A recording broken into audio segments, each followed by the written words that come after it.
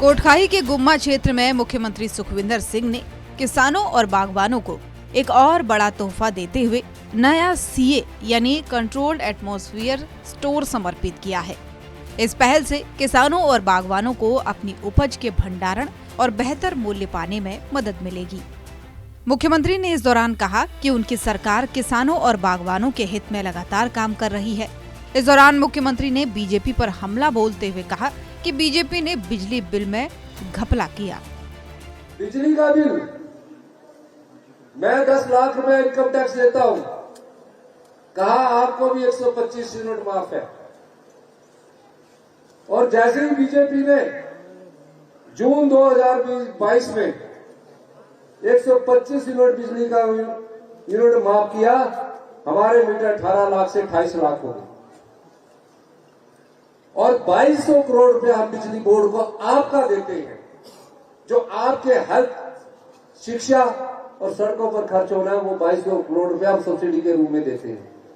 बड़े बड़े होटल बने हैं, बड़े बड़े सीमेंट कारखाने लगे हैं, हम उनको सब्सिडी दे रहे हैं, जो करोड़ों रुपए इनकम टैक्स दे रहे हैं।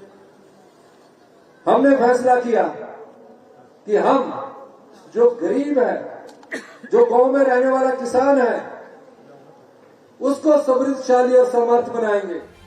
मुख्यमंत्री ने कोटखाई में ये आपदा का जिक्र भी किया। उन्होंने कहा कि ये आपदा बहुत ही भयावह थी, जिससे पूरा प्रदेश इस आपदा से जूझ रहा था। कोटखाई में जब आपदा आई, पूरा प्रदेश आपदा से जूझ रहा था। हर जगह तबाही हुई थी। पूरे मंत्रिमंडल के सदस्यों के साथ पूरी सरकार इस तबाही से निपटने की चुनौती का सामना कर रही थी। मैं हर एक क्षेत्र में गया। 22,000 के करीब घर इस आपदा में तबाह हो गए। कई पशुशालाएं तबाह हो गई, कई पीने की पानी की योजनाएं बह गई, कई सड़कें त्रस्त हो गई। 7 जुलाई 2023 को ये आपदा शुरू हुई। कुल्लू जिला इससे सबसे अधिक प्रभावित हुआ और 14 अगस्त 2023 को शिमला में अत्यधिक बारिश हुई और एक ही दिन में 14 अगस्त अगले दिन आजादी का उत्सव था। 51 लोगों की मौत हुई। सीए स्टोर की सुविधा से बागवान अपनी उपज लंबे समय तक रख पाएंगे। इससे वे बाजार की मांग और दामों के मुताबिक अपनी फसल बेचने का निर्णय ले सकेंगे। शिमला से अरुण उनियाल की रिपोर्ट।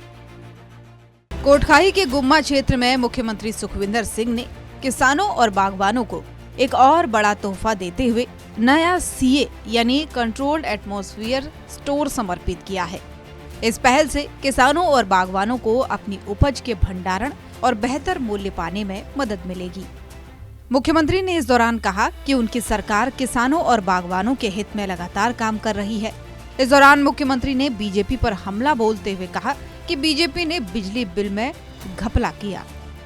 बिजली का बिल मैं 10 लाख रुपए इनकम टैक्स देता हूं, कहा आपको भी 125 यूनिट माफ है।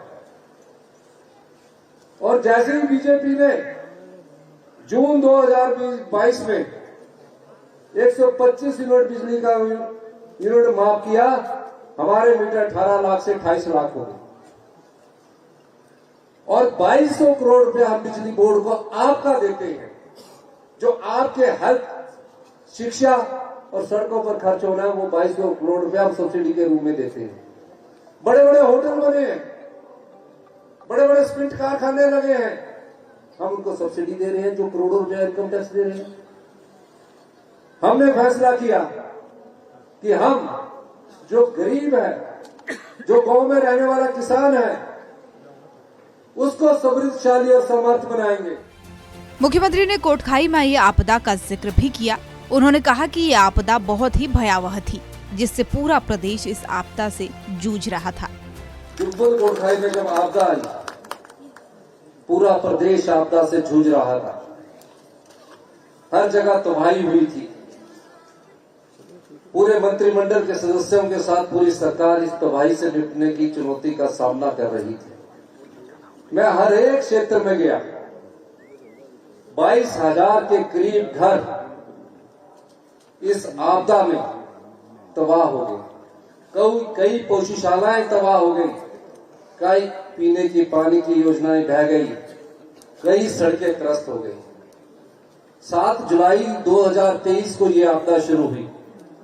कुल्लू जिला इससे सबसे अधिक प्रभावित हुआ और 14 अगस्त 2023 को शिमला में अत्यधिक बारिश हुई और एक ही दिन में 14 अगस्त अगले दिन आजादी का उत्सव था। 51 लोगों की मौत हुई। सीए स्टोर की सुविधा से बागवान अपनी उपज लंबे समय तक रख पाएंगे। इससे वे बाजार की मांग और दामों के मुताबिक अपनी फसल बेचने का निर्णय ले सकेंगे। शिमला से अरुण उनियाल की रिपोर्ट।